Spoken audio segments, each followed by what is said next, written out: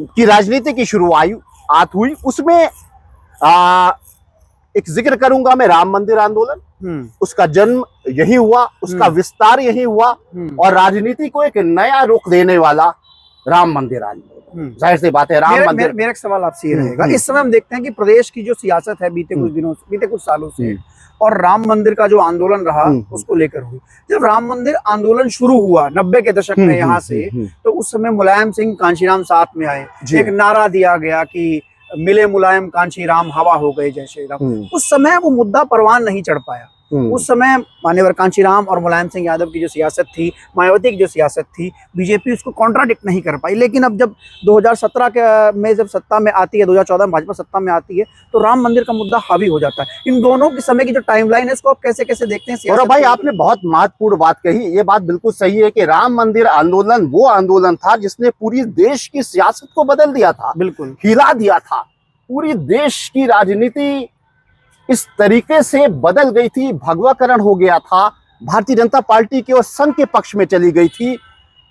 एक लंबे 40-50 साल के स्ट्रगल के बाद भी जो संघ ने किया, भारतीय जनता पार्टी ने अपने उदय के बाद में किया, इतनी बड़ी सफलता कभी नहीं मिली थी। लेकिन राम मंदिर आंदोलन में इतनी बड़ी सफलता मिली, उसका केंद्र लखनऊ और उत्तर प्रदेश था। बिल्कुल। लेकिन उसकी काट चुटकी बजाते काट आ गई। हाँ, काशीराम जी और मायावती जी ने मुलायम सिंह का साथ लिया, पिछड़ों का, दलितों का। सही मायने में देखें तो पहला पीडीए उसी वक्त जन्म देता है जहां पर वंचितों की बात होती है, जहां पर धर्म का आबंडर, कहीं ना कहीं धर्म को एक बड़ा क्लेश बना देना, धर्म को बहुत संकुचित बना देना, धर्म को नफरत से जोड़ देना, और धर्म की राजनीति करने का जो एक चक्रव्यूह भारतीय जनता पार्टी और संघ ने पैदा किया था, उसको तोड़ने के लिए काशीराम जी ने एक शुरुआत की, एक फार्मूला रखा।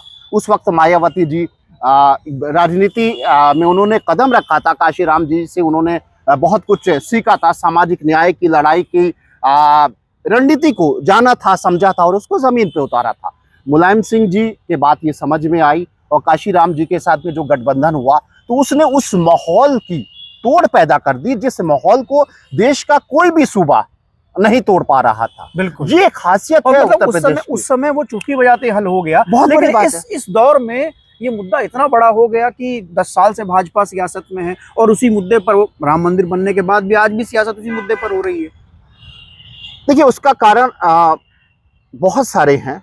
एक तो ये कि विपक्षी दलों में, और जो एक विचारधारा की बात करते हैं, जो धर्मनिरपेक्षता की बात करते हैं, जो सामाजिक न्याय की बात करते हैं, उनमें कहीं ना कहीं जो एक कांड हुआ जिसमें मायावती जी को अपमानित करने का दुस्साहस किया गया, उसके बाद से जो समता मूलक समाज लाने की बात कर रहे थे, उनके बीच में जो खटास पैदा हुई, वो फिर कहीं ना कहीं मिठास में एक बार गेस्ट हाउस कांड के बाद में जिस तरीके से काशीराम जी ने जो एक बहुत अच्छा फार्मूला रखा था, समाजवादियों को अपने साथ लिया था, वंचितों की लड़ाई लड़ने के लिए, बहुजन समाज की लड़ाई लड़ने के लिए, अक़लियत की लड़ाई लड़ने के लिए, और जिसमें सफलता भी मिली थी।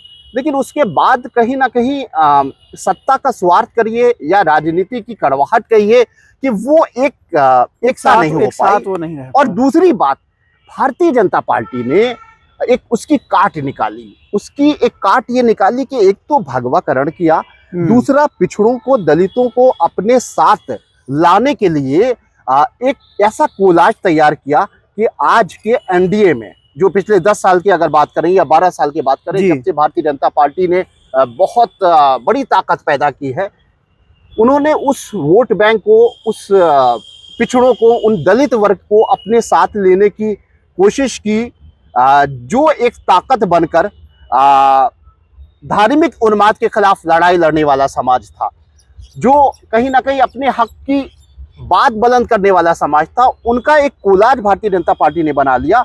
इधर कहीं ना कहीं समाजवादियों के साथ में और बहुजन समाज पार्टी के साथ में बीच में जो कड़वाहट हुई, उसका भी एक कारण है 2019 वाला जो गठबंधन। दूसरी बात, मैं एक महत्वपूर्ण बात बता दूं, हम लोगों ने कांग्रेस का जिक्र नहीं किया। उत्तर प्रदेश में जो मैंने एक बात कही कि उत्तर प्रदेश की जो तमाम खूबियां हैं, मैंने आज़ादी की लड़ाई से लेकर बात राम मंदिर आंदोलन की। एक महत्वपूर्ण बात है कि उत्तर प्रदेश की जमीन जो जिसका जिक्र आप कर रहे हो, जिसकी आप बात कर रहे हो, वो उत्तर प्रदेश में बहुजन समाज ने वंचितों की लड़ाई जो लड़ी थी, जिसमें मुलायम सिंह को साथ में लेकर काशीराम जी ने सत्ता में अपनी भागीदारी दी थी। उस उत्तर प्रदेश में कहीं ना कहीं दलित आंदोलन परवान चढ़ा और पूरे देश में उसने अपनी जड़ें फैलाई। जी बिल्कुल। ये भी उत्तर प्रदेश की खासियत है। लेकिन अब सवाल गौरव भाई एक जरूर उठता है कि आखिर उत्तर प्रदेश में जैसे तमाम बातें हुई तो उत्तर प्रदेश में दलित आंदोलन काशीराम जी के साथ मायावती जी, मुलायम जी, इस सब ने जो एक बहुजन समाज के लिए राजनीतिक लड़ाई लड़ी और सत्ता में भागीदारी ली, उसका कारण क्या था? उसका कारण मुझे इसलिए याद आ गया क्योंकि हमने कांग्रेस का जिक्र कर दिया। कांग्रेस सर समाज की बात करती है। कांग्रेस ने ब्राह्मणों की को हमेशा सिर आंखों पर बैठाया, अपर कास्ट को हमेशा सिर आंखों पर बैठाया। उत्तर प्रदेश का इतिहास रहा जी कि मुख्यमंत्री निरंतर कांग्रेस ने ब्राह्मण दिया। ये बात प्रियंका गांधी बड़े गर्व से भी कहती है। ये बड़ी अजीब। और जब एक जाति, एक वर्ग, एक समुदाय लगातार सत्ता पर बैठेगा तो वो भले ही उस वर्ग के अंदर कहीं ना कहीं एक घमंड आ जाएगा, उसके अंदर अपने पीछे की लॉबी की तरफ देखने का सलीका खत्म हो जाएगा। तो उत्तर प्रदेश में सबसे बड़ी संख्या दलित समाज की, पिछड़ों की, वंचितों की, लेकिन सत्ता हमेशा अपर कास्ट की। उसके कारण कहीं ना कहीं एक बेचैनी थी। ब्राह्मण समाज लगातार सत्ता पर आ रहा था, कहीं ना कहीं एक बहुत बड़ा दलित वर्ग, एक बहुत बड़ा पिछड़ी जातियों का वर्ग जो है उनकी अनदेखी हो रही थी। उस बेचैनी के साथ कनेक्ट हो गया काशीराम जी का आंदोलन। उस बेचैनी के साथ में मुलायम सिंह और काशीराम जी की जो जोड़ी है पॉलिटिकल, और मायावती जी की संघर्ष और उनका शुरुआती वो दौर जिसके अंदर एक फायर थी, जिसके अंदर एक आग थी, और अपने समाज को और उत्तर प्रदेश के समाज, वंचित समाज को आगे बढ़ाने की एक जो आग थी, तो उसका एक कारण कांग्रेस भी था।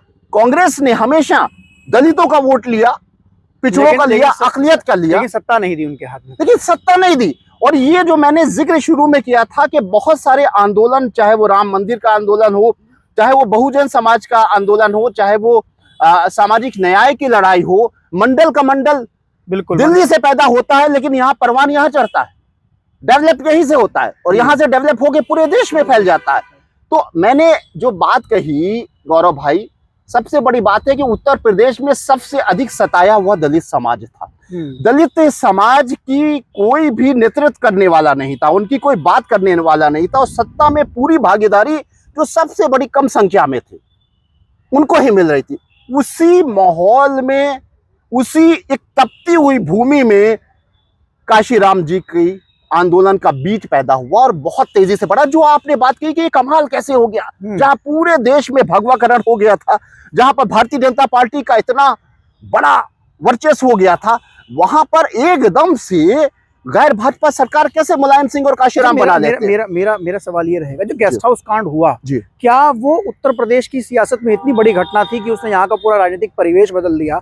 जो सियासत, दलित पिछड़े एक साथ इकट्ठा हो रहे थे, वो अलग अलग लाइन पर चले गए, और उसके बाद फिर नतीजे जो आए जिस तरीके से हम देखते हैं कि आज तक उस कमी को पूरा नहीं कर पाए। आज भाजपा जो सत्ता में है वो कहीं ना कहीं इस वजह से है कि जो दलित और पिछड़े हैं वो अलग अलग राजनीतिक दल की ओर चले गए। ये बहुत महत्वपूर्ण प्रश्न आपने उठाया है, और मैं समझता हूं कि पूरी उत्तर प्रदेश की सत्ता और दलित आंदोलन में कहीं ना कहीं ब्रेक आना, कहीं ना कहीं वंचितों के समाज को भागीदारी पॉलिटिकल नहीं मिलना, सत्ता में उनकी हिस्सेदारी नहीं मिलना, समाज में उनको सम्मान नहीं मिलना, सिस्टम में वो अपनी उपस्थिति दर्ज नहीं करा पा रहे हैं, उसका यही कारण है जो आपने प्रश्न उठाया कि वो समय जब राम मंदिर आंदोलन के समय जिस तरीके से दलित समाज, पिछड़ों ने, अकलियत ने मिलजुल के काशीराम जी के फार्मूले पर पॉलिटिकल भागीदारी के लिए और सामाजिक एक बड़ा आंदोलन किया था, आप ये मान के चलिए कि उसको टूटने का कारण वो गेस्ट हाउस कांड ही था। जो दलित समाज की एक नायिका के तौर पर मायावती जी उभर रही थी, काशीराम जी के सम्मान के बाद दूसरा नंबर मायावती जी का था, जिन्होंने इस उत्तर प्रदेश में जो सताए हुए बहुजन समाज था, जो सताया हुआ दलित समाज था, जो पिछड़े और अल्पसंख्यक सताए हुए थे, उनको एक प्लेटफॉर्म पे लाकर सत्ता की भागीदारी देने का काम किया था। वो सिलसिला तभी टूटा जब समाजवादियों के एक कहीं ना कहीं वो निजी स्वार्थ था या कटुता की भावना थी, लेकिन कोई ना कोई समाजवादी कारण था। पार्टी के लोग आज ही मानने को तैयार नहीं होते। तो हमारी सरकार गिराई जा रही थी और हमने वो उस तरीके से नहीं हुआ जिस तरीके से बताया जाता है। आज भी समाजवादी पार्टी के लोग ये कहते नहीं, समाजवादियों को ये मानना ही पड़ेगा, क्योंकि इतिहास को भुलाया नहीं जा सकता, विजुअल्स को भुलाया नहीं जा सकता। ये जो आप शूट कर रहे हो ना, ये हमेशा वीडियो रहेगा। इसको हम नहीं झुटला सकते हैं कि गौरव पाल के साथ हमने इंटरव्यू नहीं दिया था। वो जी। गेस्ट हाउस का इतिहास है, सुर्खियां हैं अखबार की, गवाह हैं। जिस तरह से उनके साथ एक दलित की बेटी के साथ दुर्व्यवहार किया गया, समाजवादी विधायकों और जिन्होंने भी ये हरकत को जन्म दिया था, उनको कभी माफ नहीं अच्छा, किया अब जाएगा। हम